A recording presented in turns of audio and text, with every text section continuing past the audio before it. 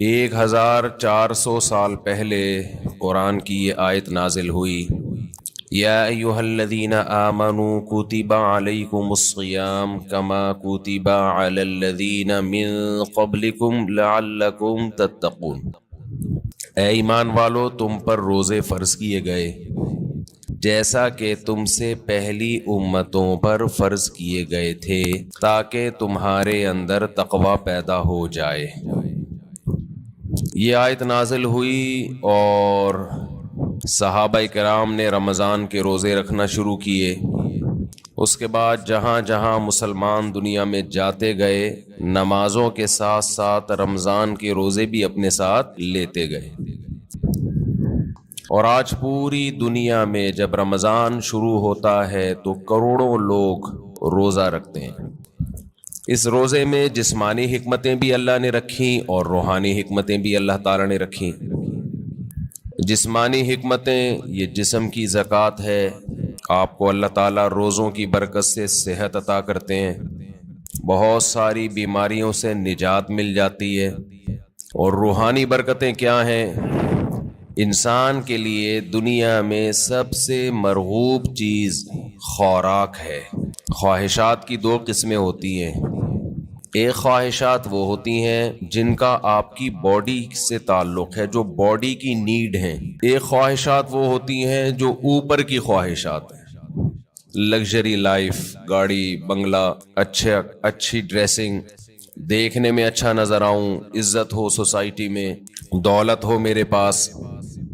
یہ جو پہلی قسم کی خواہشات ہیں نا، جو آپ کی باڈی کی نیڈ ہے، یہ بہت ڈینجرس ہوتی ہیں۔ یہ تین قسم کی خواہشات ہیں، ایک کھانے کی خواہش، پینے کی خواہش، اور ایک جنسی خواہش جسے کہا جاتا ہے، مرد اور عورت کی ایک دوسرے کی طرف اٹریکشن۔ یہ تینوں قسم کی خواہشات ہماری باڈی کی ریکوائرمنٹ ہے، یہ جسم کی چاہت ہوتی ہے۔ یہ خواہشات پوری نہ ہو تو ہماری باڈی متاثر ہونا شروع ہو جاتی ہے۔ اچھا، کچھ خواہشات ہوتی تو باڈی کی ہیں، وہ نیچرل نہیں ہیں۔ خواہشات تو سمجھ گئے نا کتنی قسم کی ہوتی ہیں؟ دو قسم کی نا، ایک باڈی کی ریکوائرمنٹ، باڈی کی نیڈ، اور ایک باڈی کی نیڈ نہیں ہے، یعنی جسم کا تقاضا نہیں ہے، بلکہ وہ ہماری جسم سے ہٹ کے خواہشات ہوتی ہیں۔ جیسے لگژری لائف ہے نا، ہر آدمی چاہتا ہے میری لائف کیسی ہو، لیکن ایسا نہیں ہوتا کہ لگژری لائف کی آپ کے پیٹ کو کوئی بھوک لگ رہی ہو، وہ خواہش پوری نہیں کریں گے تو باڈی کو کوئی نقصان ہو رہا ہو۔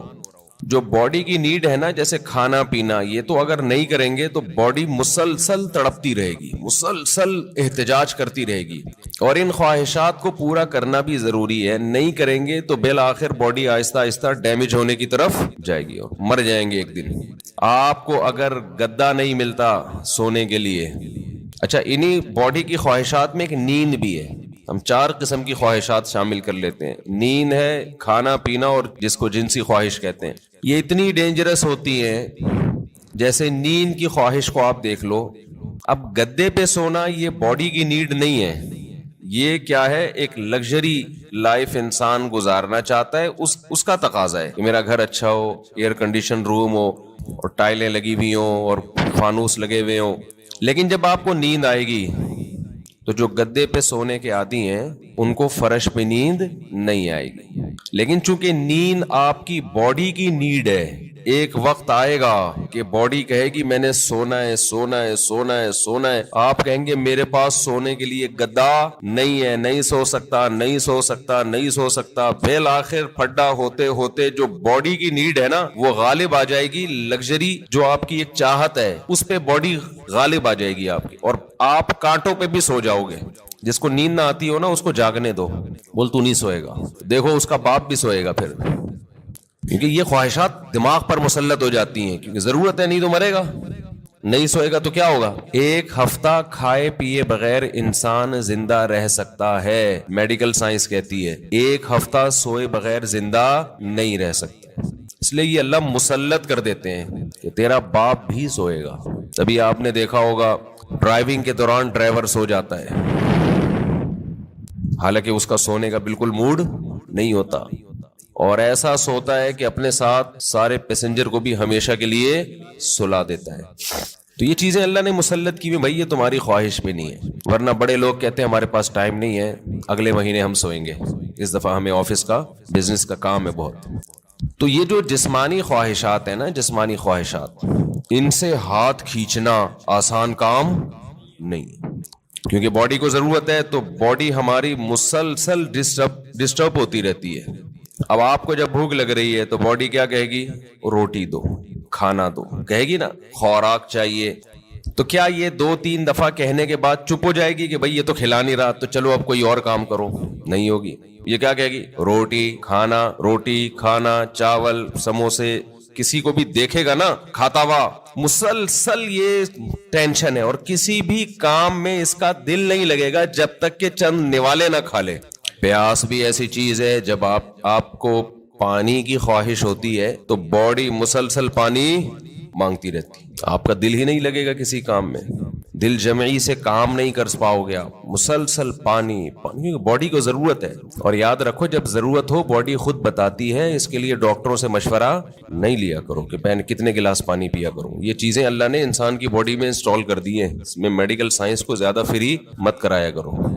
کھا بھی لیں پی بھی رہے ہیں، ڈاکٹر صاحب سے پوچھیں کتنے گلاس پیوں، جتنے کی چاہت ہے وہ باڈی خود بتا دے گی۔ ہاں اگر باڈی صحت مند ہے اور کوئی الٹے سیدھے کام نہیں کر رہے، بعض دفعہ آپ کوئی الٹا کام کر رہے ہوتے ہو جس سے پھر باڈی دھوکہ دیتی ہے، جیسے جو لوگ چائے زیادہ پی رہے ہیں، کافی، تو کیفین کیا کرتی ہے کہ پیاس کا احساس ختم کر دیتی ہے، پیاس بجھا دیتی ہے، اور باڈی سے پانی پیشاب بنا کے نکال دیتی ہے۔ ایک طرف پانی کی کمی ہو رہی ہے، دوسری طرف اس کمی کو پورا کرنے کے لیے باڈی کو جو احتجاج کرنا چاہیے باڈی وہ احتجاج نہیں کر رہی، تو پھر پانی کا پھر مشورہ ڈاکٹر صاحب سے لینا پڑے گا، کیونکہ پھر باڈی آپ کا جو جسم ہے نا وہ اس کی کھوپڑی گھوم جاتی ہے اس کو پتہ ہی نہیں چلتا کہ کب پانی کی ضرورت ہے کب پانی کی ضرورت نہیں ہے۔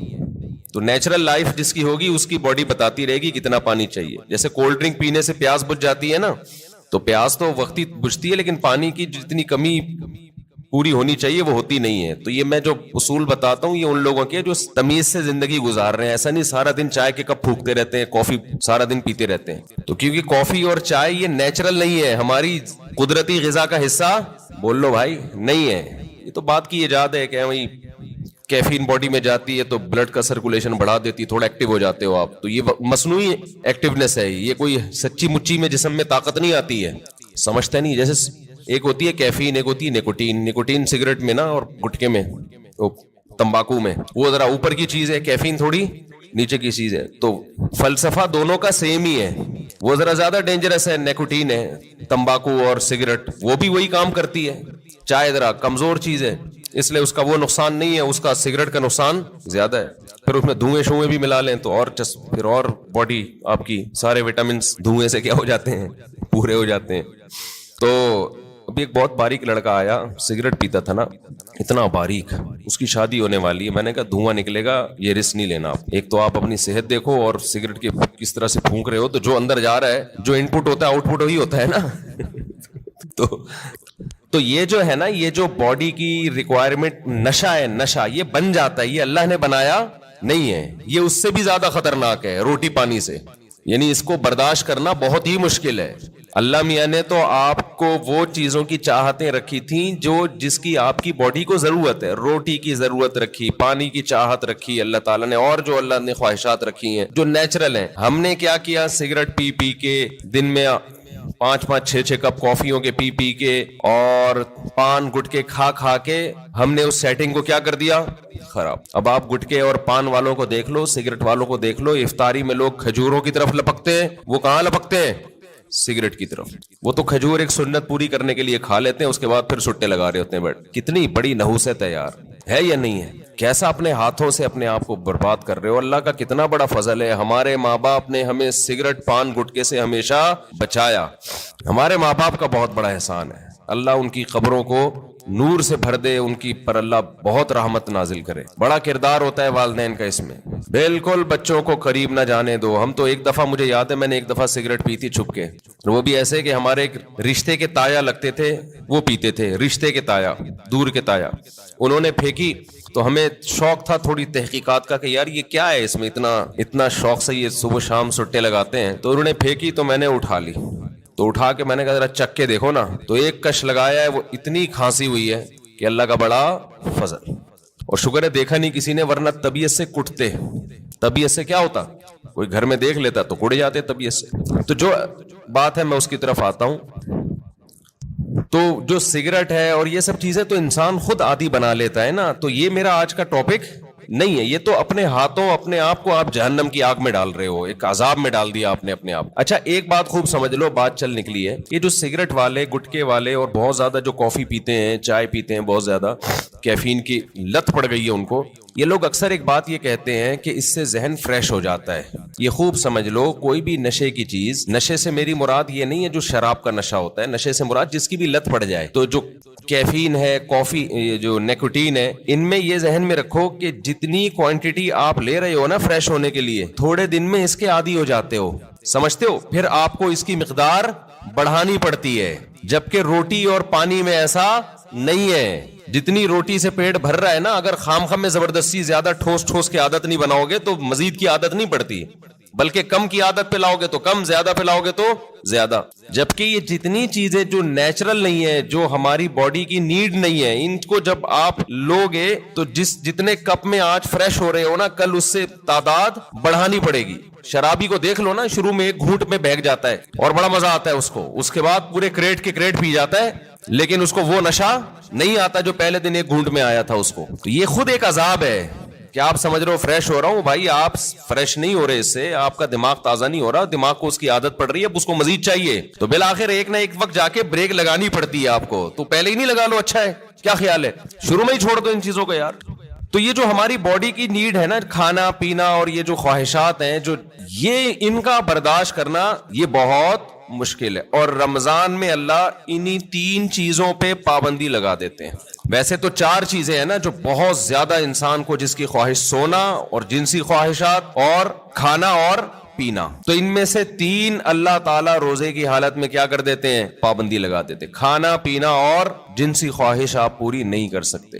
سونے پر اللہ پابندی نہیں لگاتے, یہ اللہ کی رحمت ہے. اللہ چاہتے تو رمضان میں سونے پر بھی پابندی لگا دیتے, لیکن ما جعل علیکم فی الدین من حرج, قرآن کہتا ہے ہم نے دین میں تنگی نہیں رکھی. ایسا دین بنایا جو ہر دور میں ہر انسان کے لیے سوٹیبل ہو, اس کے لیے اس پر عمل کرنا ممکن. نیند کا سیٹ اپ, اس میں زیادہ پریشانی ہو جاتی اور عین ممکن ہے صحت کو نقصان ہونا بھی شروع ہو جاتا. تو رمضان کا مقصد لوگوں کی صحتوں کو نقصان پہنچانا نہیں ہے, لوگوں میں خواہشات پہ کنٹرول کرنے کا جذبہ پیدا کرنا ہے. اور ویسے بھی حکمت کی بات کیا ہے کہ اللہ اگر نیند پہ پابندی لگا دیتے نا, نیند پہ, تو کیا ہوتا, لوگ مغرب کے بعد سوتے وہ فجر میں اٹھتے, کیا خیال ہے, تو نیند ڈبل کر رہے ہوتے, اس کا کوئی فائدہ نہیں تھا. یعنی نیند ایسی چیز ہے نا, جب آپ پہ مسلط ہوتی ہے تو آپ کے لیے اس کو روکنا ممکن نہیں رہتا. اب دن کے ٹائم میں نیند آتی, آپ لازماً آنکھ لگ رہی ہوتی ہے, آپ کی کہیں بھی بیٹھے ہوتے آنکھ لگ جاتی ہے آپ. یا پھر لوگ کیا کرتے, اتنی لمبی لمبی راتوں کو نیند لے لیتے, تو جو مقصد ہے وہ حاصل نہیں ہوتا. کھانے میں بھی ایسا ہی کرتے ہیں لوگ. بھائی انہوں نے کہا کہ بھائی صبح صادق سے لے کے مغرب تک کھانے پر پابندی ہے, تو مغرب سے کھانا شروع کرو, سحری تک نان اسٹاپ, اور کھاتے ہیں. الحمدللہ پاکستانی قوم غربت مہنگائی میں بھی دبا کے پھوڑنا پھاڑنا لگا ہوا ہے. لیکن آپ جتنی بھی اسپیڈ سے جتنا بھی کھا لیں, اس کے بعد بھی بہرحال چند گھنٹوں کے بعد آپ کا معدہ خالی ہوتا ہے. تو یہ صبح صادق سے لے کے غروب آفتاب تک اتنا ٹائم ہوتا ہے کہ نان اسٹاپ آپ ساری رات بھی پھوڑتے پھاڑتے رہیں, پھر بھی 5-6 گھنٹے بعد, سحری کے 6, 7, 8, 10 گھنٹے بعد معدہ کیا ہو جائے گا, خالی, اور وہ ٹینشن ہوگی. نہیں یاری بات سمجھ میں میرا خیال. تو اللہ میاں نے ہم سے نا یہ قربانی دلوائی ہے رمضان میں کہ تھوڑا منہ کو کیا کرو, کنٹرول. سب سے بڑا مسئلہ ہم نے علماء سے سنا ہے کہ جس آدمی کا اپنے منہ پہ کنٹرول نہیں ہے, باقی کسی خواہش پہ وہ کنٹرول نہیں کر سکتا. اور یہ بالکل درست بات ہے. دیکھو دنیا میں 2 قسم کے فلسفے ہیں, اس پر تو غیر مسلم اور مسلم سب کا اتفاق ہے کہ انسانیت کو کامیابی کی طرف لے جانا چاہیے, ہے یا نہیں بھائی. امریکہ بھی یہی بات کرتا ہے, انسان کو کس طرف لے کے جاؤ, کامیابی. جاپان والے بھی کہتے ہیں بھائی ایک سکسیسفل